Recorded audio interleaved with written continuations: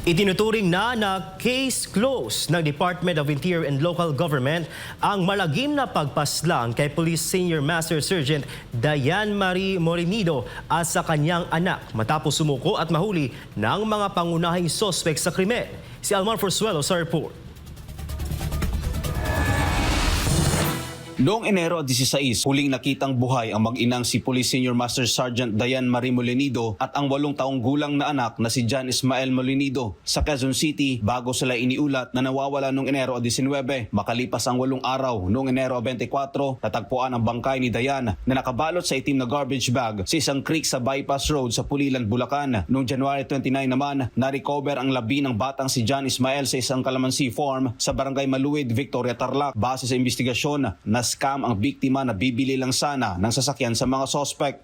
Parang pinag-interesan yung 450,000 na presyo ng Innova na binibenta. Nabili na kasi, bibigyan niya yung pera kay Dayan, hindi na binigay. Imbes ibigay sa kanya yung pera, binulil na lang siya.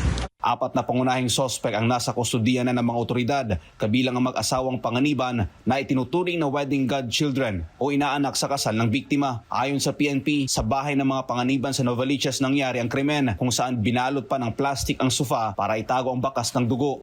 Sa bahay pala ni Panginiban ay pinatay si Diane Marie Morenido sa pamamagitan ng gunshot wound na pumasok dito sa ulo at lumabas habang siya nakaupo at lumabas po sa kanyang pigi.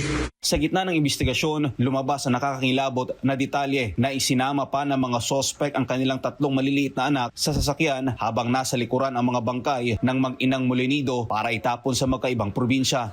Kasama nila yung mga anak nila sa kotse habang yung labi ni Diane Morenido at kanyang anak ay nasa likod na nakabalot.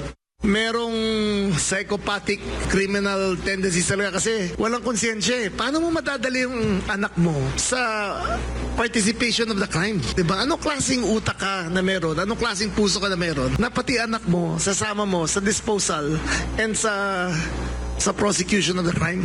Doon kami nagulat lahat Pati anak kasama. They were at the scene of the crime. Ayon kay Quezon City Police District or QCPD Director Colonel Randy Glenn Silvio na pinaghandaan ng mga sospek ang nasabing krimen. Naikwento doon 15 pa lang para meron ng mga biniling mga garbage bag at kinobera na yung sopa. Ibig sabihin, nagpaplano na sila. Dagdag pa ni Colonel Silvio, si Pia umano nag-utos na isama na ang bata sa pagpatay.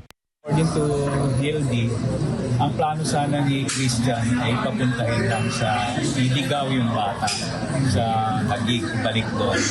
Kaya lang ang nasusunod, ang gusto ni Pia, isama na kasi makikilala sa tingnan. Bagamat may tuturing ng case close ang nasabing insidente, nananatili sa restrictive custody bilang person of interest ang asawa ng biktima na si Police Senior Master Sergeant John Morenido.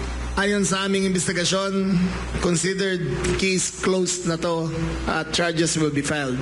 Isa na lang po ang titignan namin yung anggulo ng asawa ni Diane na si John Morenido. At nung tinatanong yung John kung anong involvement niya, wala siyang remorse. Hindi umiiyak, hindi malungkot, asawa at anak ang pinatay. Haharap ang mga pangunahing suspect sa kasong robbery with homicide. Para sa Diyos sa Pilipinas, kung mahal, Almar Forzuelo, SMNI News.